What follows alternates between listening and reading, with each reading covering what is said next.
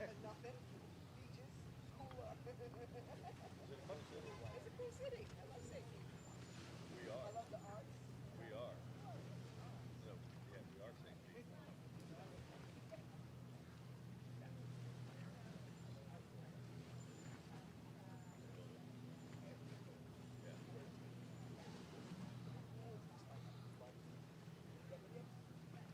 I didn't want to start like they let me. They did something nice, and then I'm gonna be in there just like. Here's a picture of you pissing. I was out there yesterday. In one like open field north of the parking lot. Yeah. I saw that. But I already got it. I've been on vacation. Yesterday was my first day back. Yeah, yeah, yeah.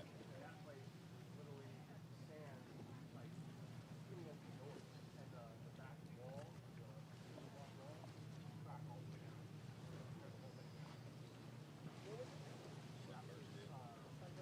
Yeah, something on. It's where Yeah, I just didn't hear that. Our job is at the hotel. So we do the hotel from North Mount all the way down. okay. Right, right. Never mind getting out and shooting. And finding us a character. Every person's a character. Well, like the Thunderbird, I was laughing because my grandmother used to watch The Price is Right.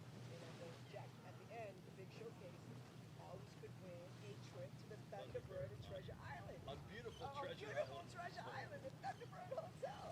And it's so, It is so iconic. iconic, yeah. The Price is Right. That was parking years. You know Benedict, the restaurant? Oh, yeah, yeah. Yeah, there's like one on West Bay. There's a real small one near Tommy's Produce at 590 in Belcher, Okay, okay. northwest corner. And they stopped going it, and I don't know why. But because they said that people would get pissed if they ever changed the channel. So they just ran continuous old Price is Right with Bob Barker on a loop, even with the audio down. And I guess people bitched if they changed it. But then I was sitting there maybe about 6 months ago, and I'm like, what happened to Bob Barker? People got tired of it. Like, Right. And then the new people, see, the oldies, that's how it was. They kept it there. It's nostalgic, man. yeah. People don't like change. Well, I don't know if you guys are viewers of Wheel of Fortune. I'm not religious, but you know, when Ryan Seacrest, no,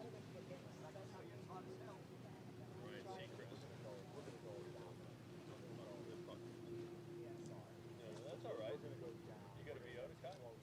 We're going to go over the phone and see if you saw those ships. We're gonna Boats. get both other experts. Yeah. We're gonna go where the service is. Yeah, Oh, but so since Ryan Seacrest took over on Wheel, like they digitized the set in the back, in the background, and it's all like it looks like every other modern game show.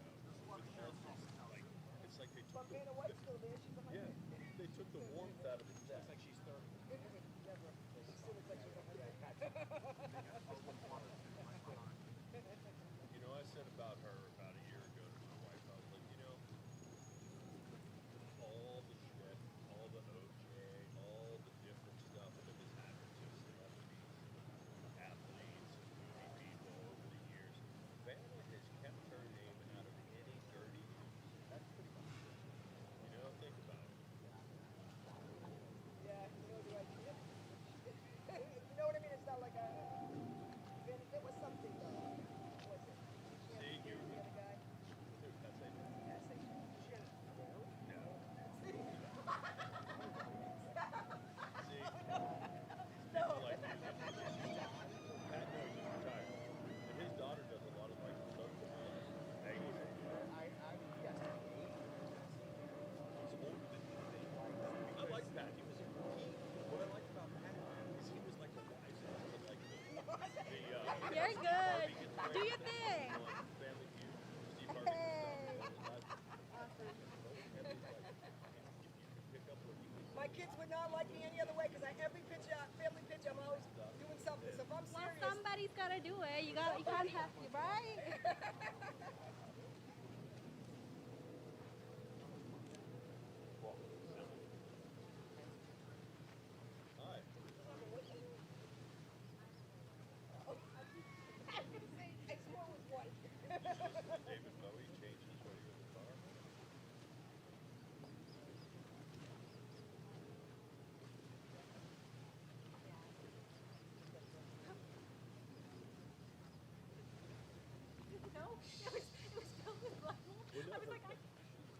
I know. I was right there. couldn't breathe. I held my breath. I was like, Man, I'm I gonna can't go. die in here. It's like, don't I go in felt, there. I felt suffocating. I felt suffocated. Don't go in there. She was like, don't go in there. She said, don't go in there. It's bad. It's bad. I couldn't even breathe. I couldn't.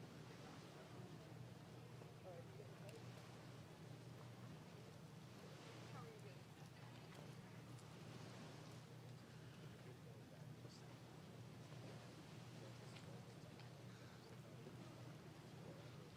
Almost anything they say, just take it and run. It will be a month. This is a long fucking yesterday.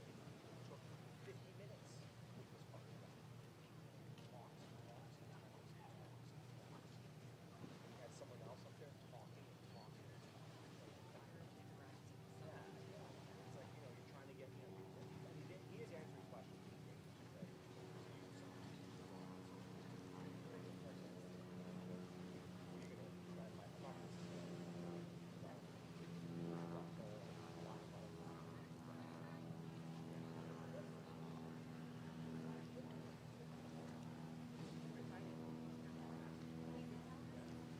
I thought he was in Carolina. I thought he was in Carolina, but that might have been yesterday.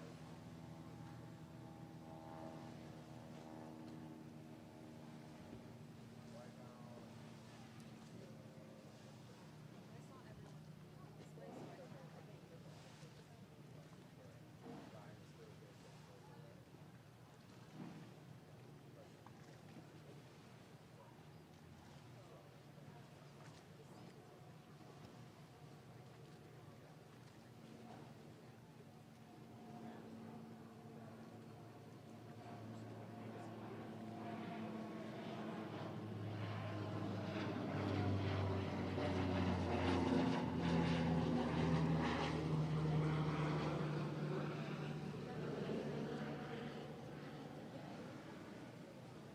It's happening so fast.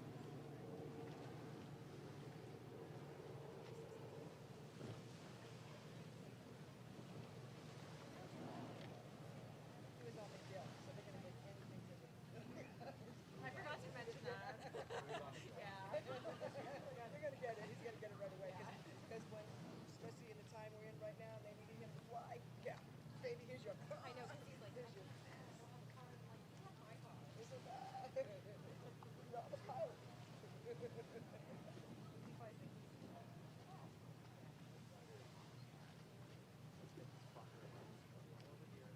Oh, so he wasn't here. No. Amy?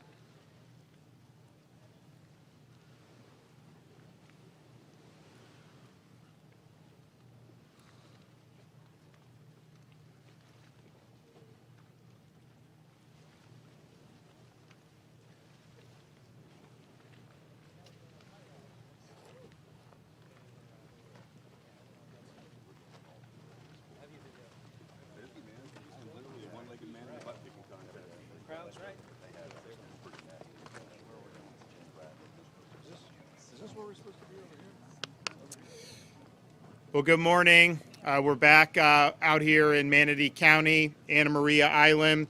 We got a lot of dignitaries here, as you see, so I want to thank them. We have our Lieutenant Governor, we have General Haas, Kevin Guthrie, Jared Perdue, a lot of legislators, local officials. Appreciate everything they've done to work very hard.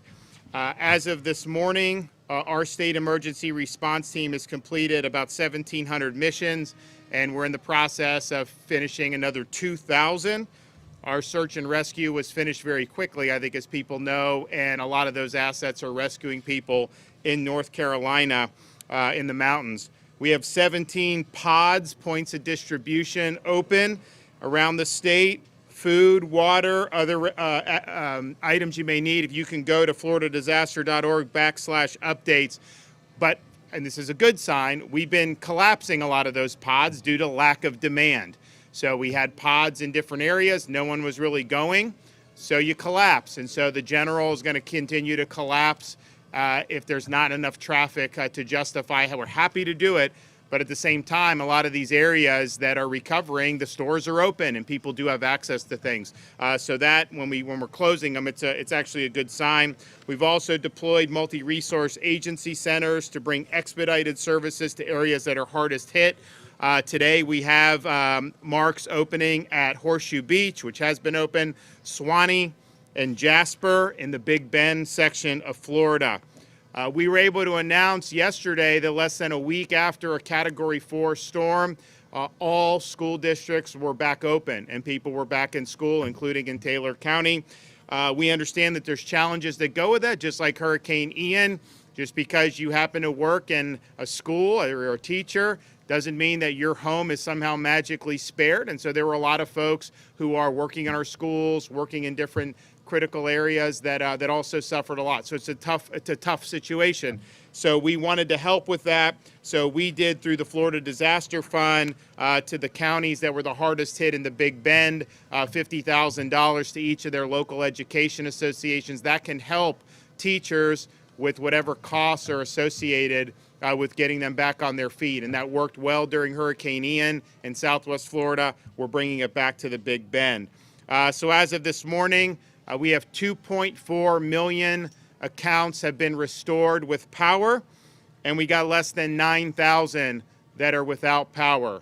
And we're still not even a week out from when the storm actually made landfall. Most of those 8,800 accounts are in the Big Bend area with the electrical co-ops, and it's just because some of those systems had to be completely rebuilt. So they're actually making really good progress on that. Those are things that would take 6 weeks in the past. That is not going to happen here. And I know Kevin's talking with them. We think that likely that'll be up and running pretty soon. So that's a remarkable. This is the fastest power restoration after a major hurricane than we have ever had. And we did fast in Ian. We did fast in Idalia, but this was even faster. So I want to thank everybody that was involved with doing that. Manatee County specific missions.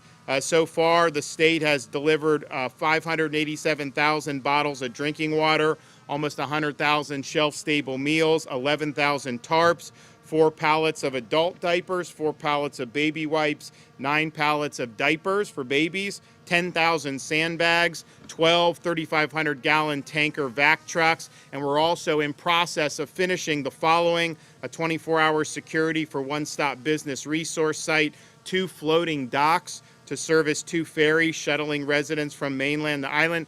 You know, we opened the road again, which is great, but there's a lot of traffic. I mean, it took a lot longer to get out here, so that's an option for folks. Showers, laundry, and restroom trailers for the shelters, coordinating laundry, shower, and hygiene centers, along with towels, bedding, toiletries, and laundry detergent for Two Rivers Mobile Home Park, which I toured a couple days ago, as well as a coordinating damage assessment team, deployments for City of Anna Maria Island and for Manatee County. We also have 1 disaster recovery center for both Debbie and Helene assistance.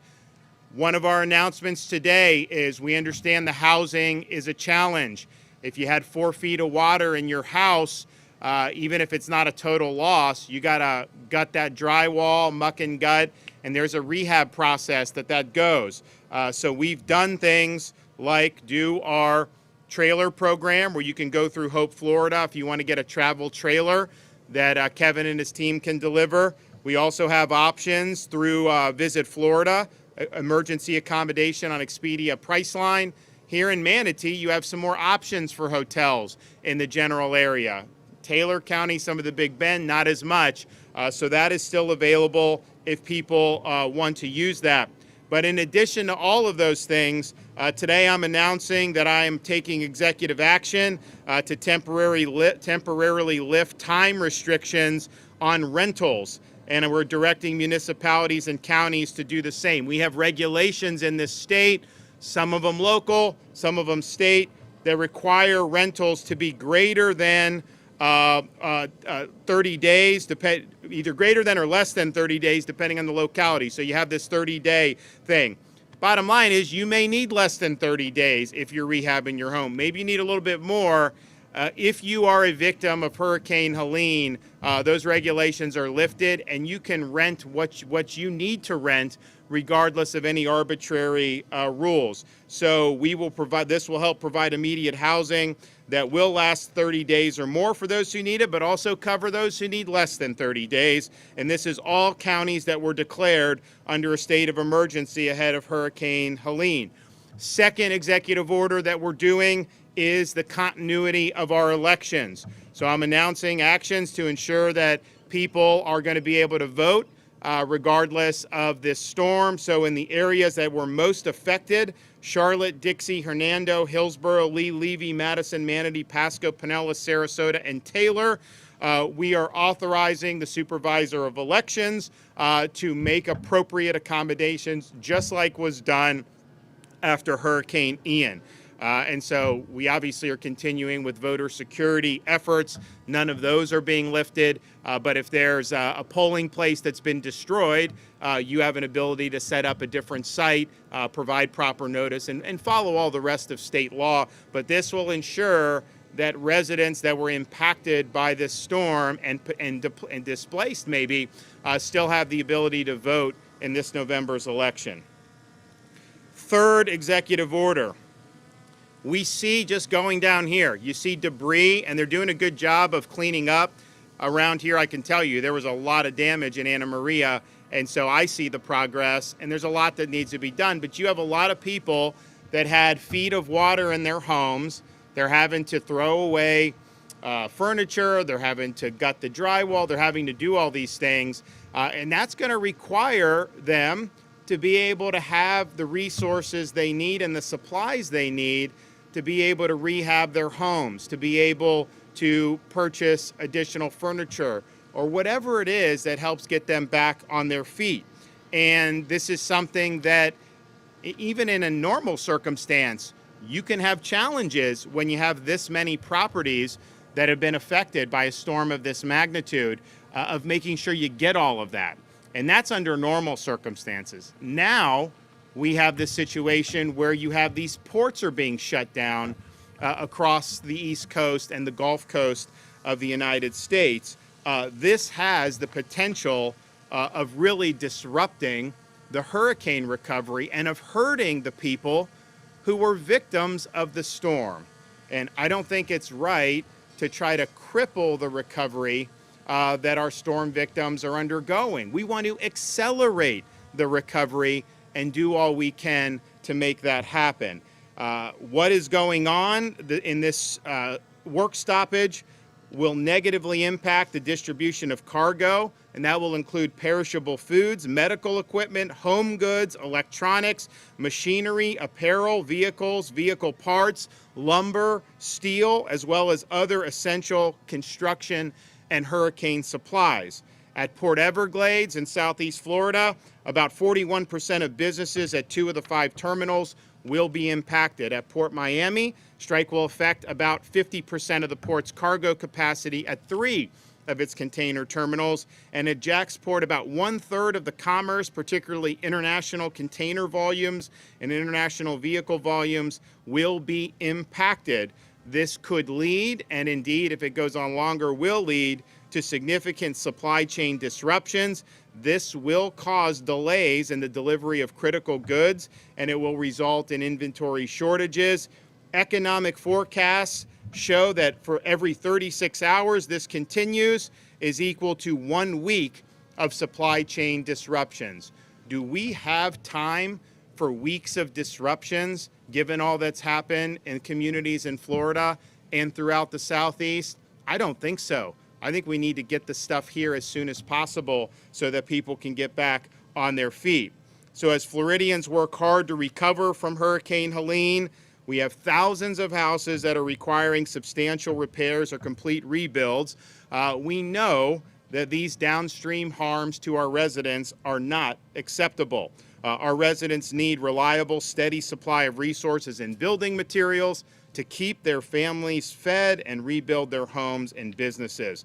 And so we have a responsibility in the state of Florida to do everything we can to avoid, mitigate, or minimize these disruptions that will have a negative impact on the people of Florida.